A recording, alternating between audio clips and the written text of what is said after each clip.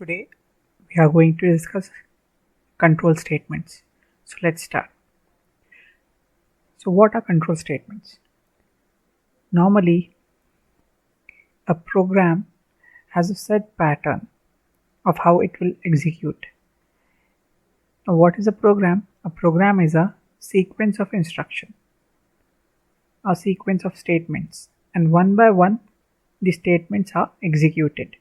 One by one the statements are executed linearly. So here we can say that the flow of the execution of a program is linear. That is, one by one each statement would be getting executed. Now sometimes we need in a program we need to jump some instructions or jump some statements. So in that case we have to alter the flow of the execution of the program. So these control statements, they are used to alter the flow of the execution of the program. Now why is it necessary to alter this flow? Why not just go with the linear flow? This is because in our program we have to sometimes make decisions. For example, if a certain condition is true, then only we want some statements or some block of statements to get executed. So to facilitate decision making, these control statements are used. Now there are two types of control statements. They are broadly classified into selective and repetitive. The selective control statements are if else, switch, and the repetitive control statements are loops. So the selective control statements, they select a particular statements that are going to be executed, and this repetitive control statements, they they uh, they repeat a certain set of statements execution. That is, a certain block of statements would be executed repetitively. So by giving an example, you'll be able to understand this better. So let's start. Now the if statement. So this is the syntax of if statement. If, then expression. This is the if block between the curly braces. The statements inside these blocks would be getting executed if this expression is true.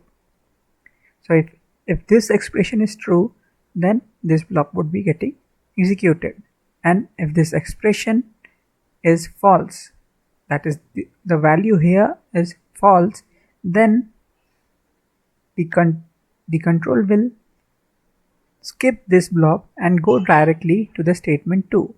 That is, this block would not be executed and the control will shift to the statement after the curly brace, after the end of the block. Okay, so this is what is the syntax of if statement. Now here the important thing to note is what is an expression and what values can come here. So what is an expression? An expression is combination of symbols that can be reduced to a value. Okay, so the expression is a combination of symbols. So these symbols can be operators and operands. Suppose I have two integer variables a and b. So a plus b is an expression. Simple a is also an expression because a variable will have some value and this expression would be reduced to that value. Suppose the value of a is 4, then this expression will reduce to 4. Suppose the value of b is 3, then this expression would reduce to 7, because the value of a is 4 and b is 3, so a plus b would be 7. Similarly, a single integer value is also an expression. For example, 1, because we are giving directly the value 1 here. Similarly, 0 can also be a valid expression. Now, whenever you will encounter the questions and placement test, this expression field would be the important field. This field would be the confusing field, right? So here in this expression field, they can also write, for example, some statement printf a b c d. So what this would give, we all know that printf returns the number of characters that are being printed on the screen. So here the number of characters are 4.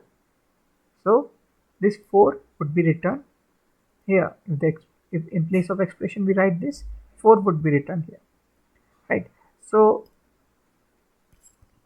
whenever you will encounter questions, this expression field you have to take a note of. This would be confusing, right? So for the basic, expressions can be any combination of symbols, operator and operands, and also some integer values 1, 0. So anything that can be reduced to a value can be written here. Okay, so when this expression is true, this particular block of statement, the if block statement, would be executing, and if the condition is false, if this expression is false, then this would be skipped and the next statement would be getting executed. Now, what is true and what is false? So whenever the condition is true and whenever the condition is false, some values are returned. So in C, whenever a condition is false, 0 value is returned. 0 value is returned. And whenever a condition is true, then non-zero value is returned. Pay attention here. Non-zero value. It can be anything. It can be 1, 2, 4, 7. It can be negative numbers, -1, -2, -3, -4. A non-zero value indicates true and a 0 value indicates false. So if in place of this expression I write -1, then it would be considered as true and this block of statements would be getting executed. So what is true and what is false, these are very important here. These are important in wherever the expression is written, wherever the condition is written. The true value will always represent a non-zero value and the false value will always represent a 0 value. So this is very important. So in C, the true value is non-zero value and false values is 0 value, right? Now this was about the if statement.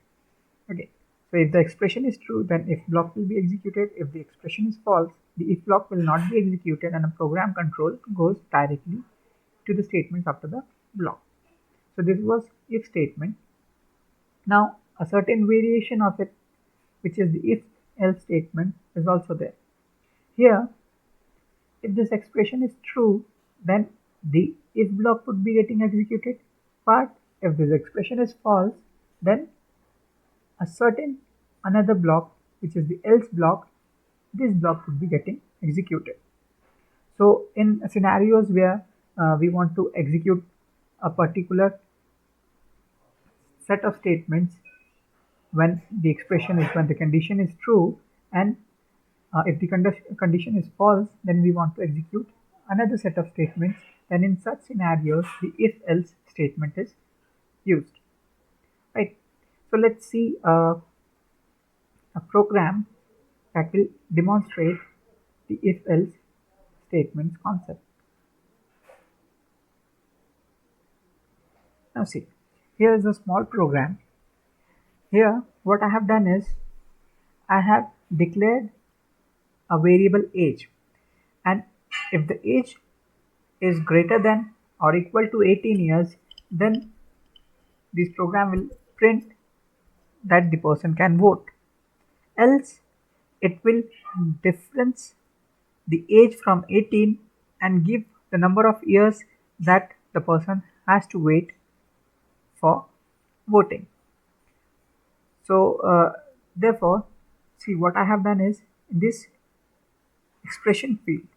Okay, see, this was the expression. In the expression field, I have written the condition that if age is greater than or equal to 18, then print the following statement. Else, print that the person has to wait for this years. So if we execute this program, we have to give a value here. Let's say we give 18 only. So if we give 18, then the output of the program is can vote. If we give a value greater than 18, say 22, then again this program will say can vote. But if we give a value less than 18, then this particular else block, because the condition is false now, so this else block has got executed and it is saying wait for 2 years to vote. So this was a simple example of how if else can be used in programming. Now getting back to the slide, here the if the expression is true, then if block will be executed. If the expression is false, then else block will be executed. This is the if else statement. Now loops. What are loops? Whenever we have to repeat certain action, whenever we have to repeat certain statements in a program, we use loop. So this is the flowchart of how a loop works. So we enter into the loop, we check the expression. If the expression is true, then particular action 1 would be executed. If the expression, then again the expression would be checked, and if it is still true, then again this action 1 would be executed. When this expression becomes false, then this repetition of action 1 would discontinue and the second action 2 would be getting executed. So loops, whenever we have to repeat something, here we wanted to repeat the action 1 till the expression was false, till the condition was false. So whenever such scenarios are there, we use loop. So loops are repetitive control statements where an action is repeated until the condition is false. Now in C, there are 3 kinds of loop: while loop, do while loop, and for loop. We'll be discussing one by one each one of them. Now the while loop. The syntax of while loop is while condition. Here we can write expression also. So while condition, then this is the while block. Here the statements that are needed to be repeated while the condition is true are written here, and whenever the condition is false, whenever this condition gets false, then the execution of this block is stopped and the control moves to the next statement of this block, next statements after this block. Okay, so here while is an entry control loop. What is an entry control loop? An entry control loop is the loop where condition is checked at the starting. At the starting only the condition is checked. Whenever we are going to enter into the loop, at that time only the condition is checked. If the condition is checked later, then it is called some other type of loop that will be discussed, that will be discussing. Okay, so while is an entry control loop because the condition here is checked first. The statements inside this while block are executed only if condition inside while is true. Okay, so if this condition is true, then only this block would be getting executed, right? So let's see an example of while loop. We'll be understanding it better. Now see, this is a while loop. Here I have written here this condition. Now this condition here is ch is a variable and this is the not operator and this is equal to. Okay, so this says when ch is not equal to 1, then you have to execute this statements. Till ch is not equal to 1, you have to execute this while block. So what I have done here is I have written here hello world. I have printed hello world and I am getting a variable from the input from the user and storing it in ch. So whenever till the user inputs 1, this hello world would be getting printed, right? So let's execute this program.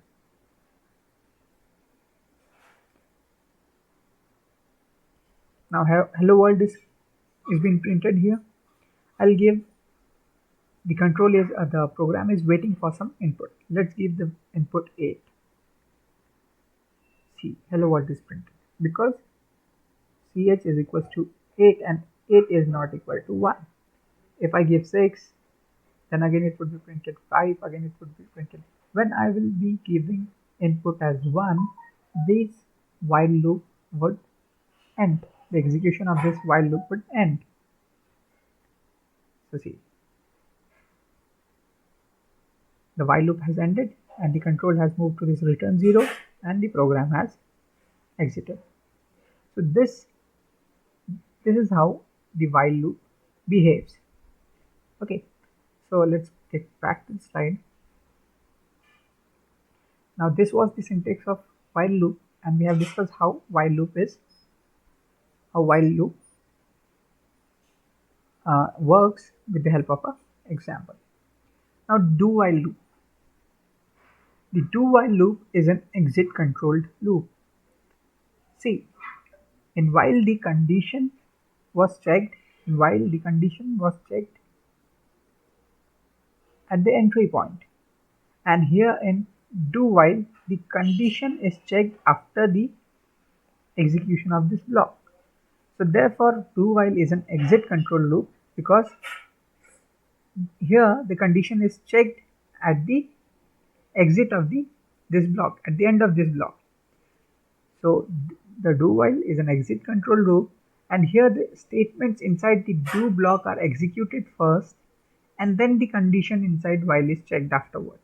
That is, first the execution of the statement would be there and then the condition would be checked. So here if the condition is false also, then also this statement would execute once. So therefore do while is a loop which will always get executed at least once, whether the condition is true or false. So if we want to change this program and implement it with the help of do while, then what we have to do is we just have to move it here, place a semicolon and write here do. Okay, so let's run this program. See, hello world is getting printed. I'm getting 9, 6, it is getting printed. When I will give 1, it will end because the condition is false. Now if I run it again, okay, and I give this 1 here, see, once for this loop, this block has executed once. Okay, this block has executed once.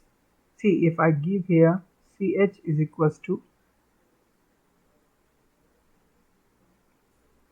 1. Okay, ch is equals to 1, and I comment this out. Okay,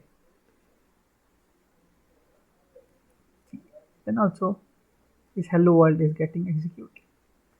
Now I am not taking any input, I am just printing hello world while ch is not equal to 1. The condition is false, but still hello world was executed because first this block would be executed and then the condition would be checked. So therefore this is an entry exit control loop, and here first the block would be executed and then the condition would be checked. So this is how do while operates.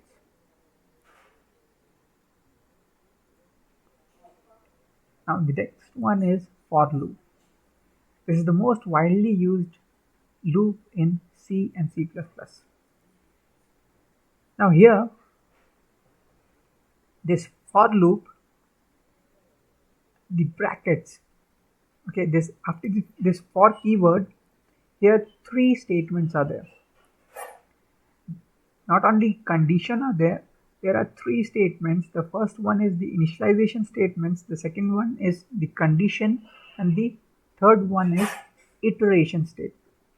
So this for loop, the expression part is divided into three statements: the initialization statements, test condition, and iteration statements. Okay, for loop is an entry control loop. Now how this loop behaves: this initialization statement, anything written here are executed only once. Okay, these are executed only once.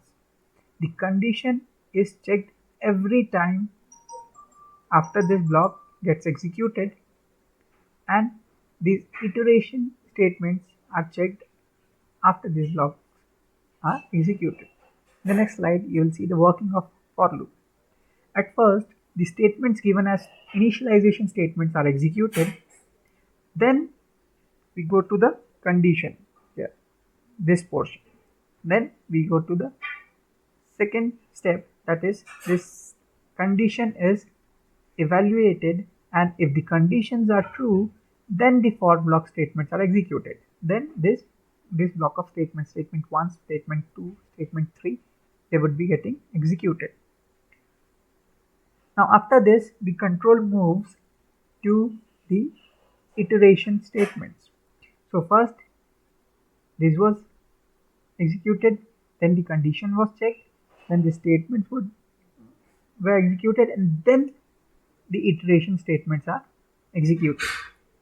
Okay, then these iteration statements are executed. After the iteration statement, control comes back to the condition. Now the condition, it controls, that control comes back to the condition, and this thing gets repeated over. These things get repeated over. Condition statements are evaluated again for true or false.